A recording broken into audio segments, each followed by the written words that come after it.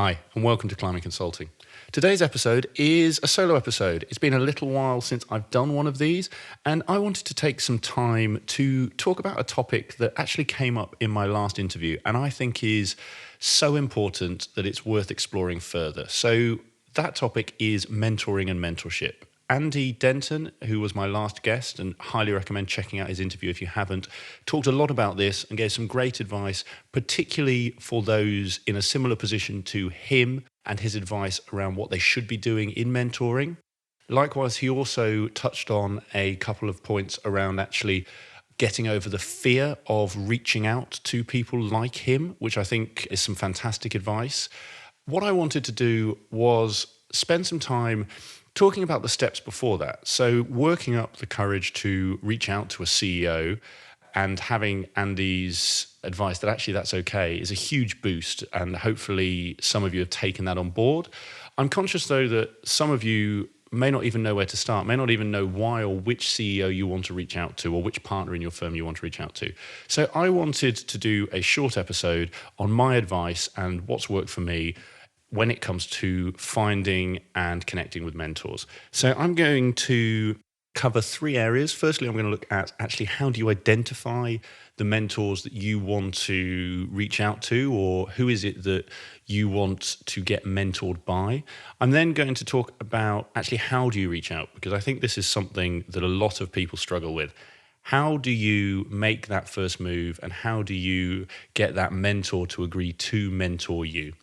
And then finally, how do you build that relationship? How do you continue to grow that relationship so that it becomes a long-term relationship where they mentor you for as long as it works for both of you? And I'll come on to that in detail. So let's dive straight in. And I want to start with actually how do you identify mentors?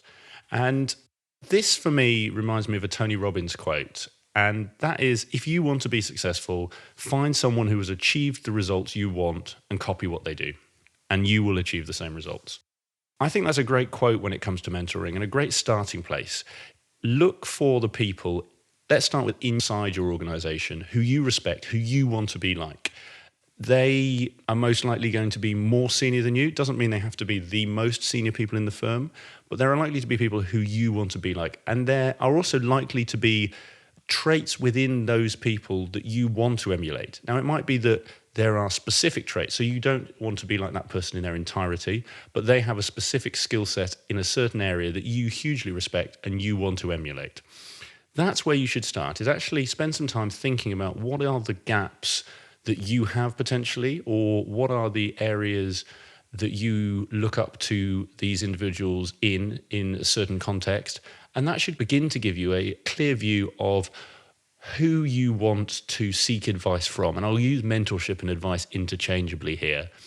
That list, and you could write it down, you could spend some time just thinking about it in your head, whatever works for you, that will give you a starting point. So firstly, who is it you want to speak to or learn from? Then actually, why? So getting a bit more specific, and we'll come on to this when we get to reaching out. But it is good to have a clear idea of what is it you want to learn from someone. So it could be as simple as, I want to learn how they are so good at making sure there's no typos in their slide deck. Or it could be something like, I want to understand how they're so good at dealing with stakeholders, because I find that really challenging. Getting specific will help when you go to reach out to them. And I'll come on to that, like I said.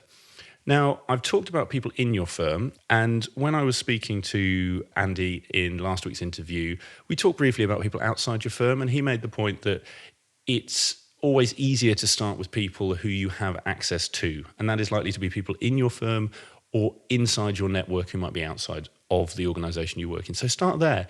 Obviously, there might be people who you want to be mentored by who are outside of your firm or outside of your network, but they're likely to be much harder to reach out to because you are potentially going out to them cold. So why not start with people who you know, build relationships there first, get advice from those people who are easier for you to get in touch with and will no doubt be able to give you hugely valuable advice, and then see where it goes after that. And it's worth touching on, and I didn't mention it right at the start, maybe I should have, is you can have as many mentors as you want. Mentorship has been distilled a bit like a Hollywood film, that you must have one mentor. There's a lot of organizations now with mentorship programs where you are given a mentor, or where a mentor is selected, where you select a mentor, however it happens. But these programs, coupled with Hollywood films, coupled with things you see on social media, make it seem like you can only have one mentor and you must get them right, and they will teach you everything you know and show you the road to success. And then somewhere in the story, there's a tragedy for them and you succeed and go off into the distance, and then the credits roll. In real life, it doesn't happen anything like that. And you want to be open to and be reaching out to as many people who you think can help you as possible. And there's a number of reasons for this. Firstly, different people will have different skills that you want to emulate. And likewise, there may be things from them that you want to emulate, but others that just don't resonate with you. You might really like how they do one thing, but actually how they do another just doesn't fit with your personality or your style. Secondly, senior people and successful people, and just people in general, are busy. And so if you do strike up a relationship with someone and start to go out for coffees or get advice from them, that might be something you only do once, twice, 3 times a year. And so if you only have one mentor, you are limiting the amount of advice you're going to get while still having a lot of free time to potentially be speaking with and learning from others. So it's always best to be seeking guidance, advice, and mentorship from as many people as you feel you want and need to help you on your journey, and as many people as are willing to help you on your journey. So that's a small piece on how to identify them. And hopefully you, after listening to this, will go have a think about the skills you want to learn, the people in your organization or outside it that you really respect, and who you might want to get in touch with that can help you learn or improve on those areas. The next stage is actually reaching out. So there's 2 different ways, especially in a consulting context, that I would recommend doing this, and 2 ways that you can learn from those senior colleagues or mentors, as we call them. But I'd start with one rule, and this is a personal rule, so feel free to discard it as you choose. But for me, mentorship has the same first rule as Fight Club, and that is the first rule of mentorship is not to call it mentorship, or to really butcher the quote, is not to talk about mentorship.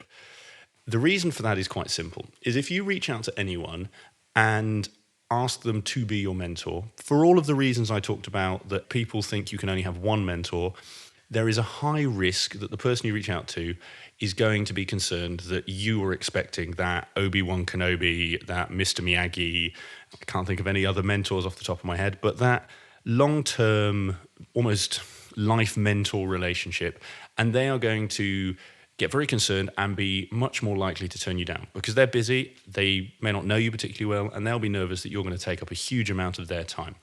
So you're always best starting with just a small ask, because if it doesn't take people much time, they are much more likely to say yes. They are much more likely to meet you for that coffee or give you that piece of advice. And as I'll come on to in a moment, you can then potentially build from there. So firstly, when you're reaching out to people, don't talk about or call it mentorship.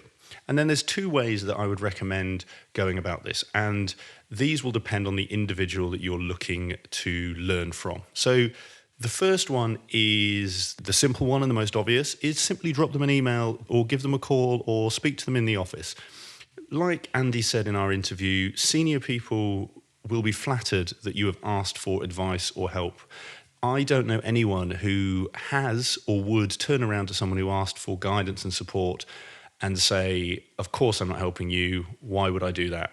People might be too busy. And again, I took this from Andy, as he said, he's politely declined people, but the key point is no one's ever going to be offended if you ask for help or guidance. So if you have identified someone in your organization, let's just say they're a partner in your firm, maybe they're running your project, and you really respect how they dealt with a difficult stakeholder, and you want to learn that. The first way I would recommend going about getting that mentorship is actually just go and ask them. Go up to them on a Friday or drop them an email and just say, hey, really respected, really impressed with how you dealt with that stakeholder in the meeting. I'm having some challenges with that myself. Would love to just grab a coffee, get your advice on a situation, see if it can help me improve things on my project. Right there, you've complimented someone on what they did. You've shown that it's going to be a small amount of time because you've asked a very specific question. and you've given them the option. Now, some people might be too busy, but if you go up to someone and say, I just want to ask you one question, can we grab a quick coffee? You are likely to get a much more positive response than if you ask for a monthly meeting with check-ins and whatever else a mentorship program is meant to have these days. So that's the first step, is simply, or the first route to reach out, is simply ask people. People can say no, but I think you'd be surprised how many more times you will get a yes if you ensure that your request is specific and is not too big, then you will get a no. Now, the second way to seek mentorship, advice, and guidance from senior colleagues, and in some instances, this can actually be more powerful than going for a coffee, is offering to help them. So, like I said, senior colleagues, senior consultants are usually extremely busy and have a lot of things on. We all have a lot of things on, and everyone wants help to get their thing done. Now, let's say there's a senior partner who is just the best when it comes to forecasting, budgeting, and developing client pitch decks. And they are flat out, you just can't get a coffee with them. They've got meeting after meeting, they're here, there, and everywhere with projects, and there's just not a chance you're going to be able to meet them for coffee. What I would do here is offer to help them. No one is ever going to turn down help to finish off or complete the thing they are trying to do. And like I said, everyone is extremely busy, so an extra pair of hands is always going to be welcomed. This can be an extremely powerful way of getting mentorship. Like I say, sometimes it can be even more powerful than a coffee. And the simple reason for that, like that Tony Robbins quote I highlighted, is because you will actually see how they do something. So with coffee and going to have a chat and getting advice, you can sometimes get a post-rationalized reason for why something was done, or you can get half the details, because if someone is so attuned to doing a certain thing, let's say dealing with difficult stakeholders, someone might have just done it so many times that the little details you're looking for are so natural to them that they forget about them. Whereas if you are working with someone on a spreadsheet or on a pitch deck, you will see exactly what they do throughout the process, and so you will learn from them doing it. And if for whatever reason there's something you don't understand, you can ask them as they do it, and you are much more likely to get a detailed and actionable response from them than you might do in a coffee. Now, that's not always true, and going for coffee and having conversations can be hugely powerful and helpful for other things and other areas you're trying to work on.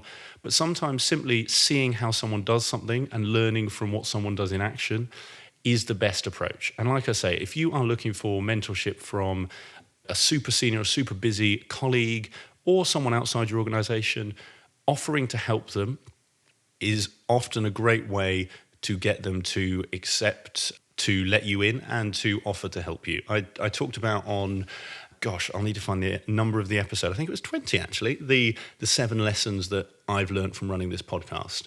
One of the biggest is give value first. And the same point applies here. If you offer to help someone with their thing, they are much more likely to be willing to help you with advice and guidance in return. So that is how I would always recommend reaching out to mentors. So firstly, don't call it mentoring. Then once you've got over that, the 2 approaches are simply go and ask if someone would give you 5, 10, 15 minutes of their time or 20 minutes for a coffee for you to run your question past them. And if they're too busy for that, offer to help them, or you can do both at the same time, because you will get up close and full sight of what it is they do in the area you want to learn. And then finally, you've had that first coffee or you've worked on that first pitch deck together. How do you build that relationship?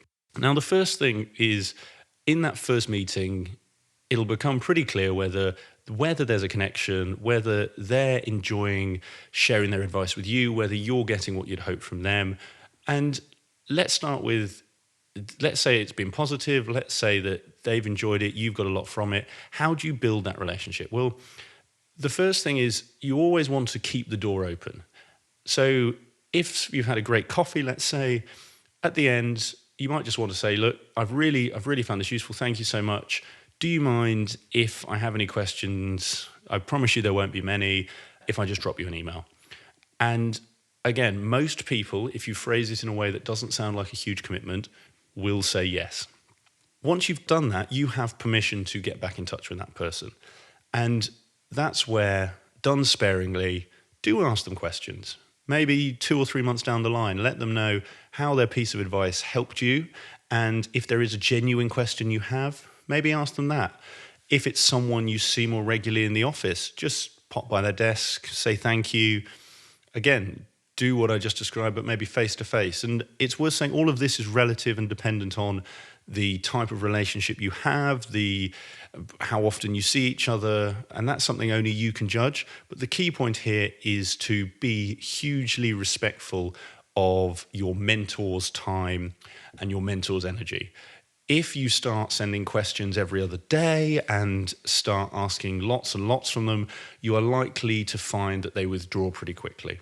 But if you start small, you'll find that after a year or two, you'll have developed a really strong relationship where actually, if you're going through a tough patch and you need to ask for their advice every couple of weeks or even every week, they are going to be much more receptive to it. Now, the same holds true if you're helping someone with a pitch deck. Let's just say that you've just helped a partner with a proposal and it's gone off and that's the piece done. We'll just let them know, look, thank you, I found that really useful, I've learned a lot. If there's anything I can help with, again, let me know. Or likewise, if from doing that with them you became aware of something they have to do regularly, then maybe offer to help with that. So maybe they have to do a weekly report or a monthly report, whatever it may be.